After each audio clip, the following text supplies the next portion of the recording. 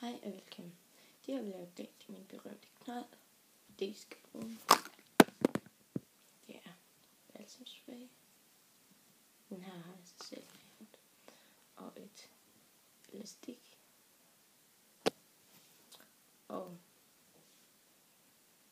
3-4 hårnåle. En kam. Og en børste.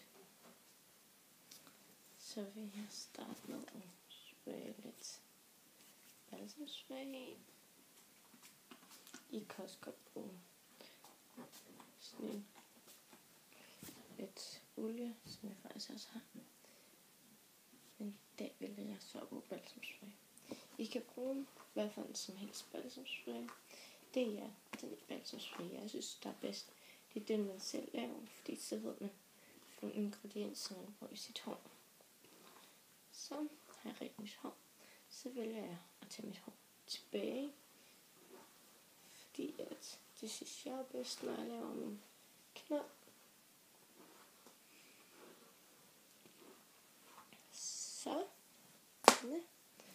Så vil jeg lige slippe i gang.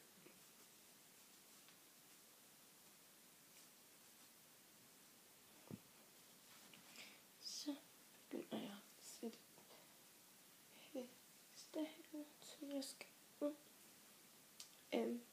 Og det I så gør, det er, at I virkelig det så rundt, og den sidste gang, den skal rundt, skal den ikke helt igennem.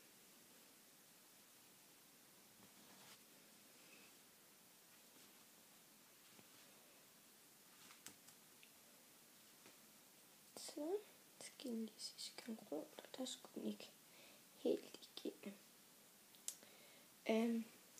Og så har man så noget løs hår, som sidder her, som man ikke kan få med op.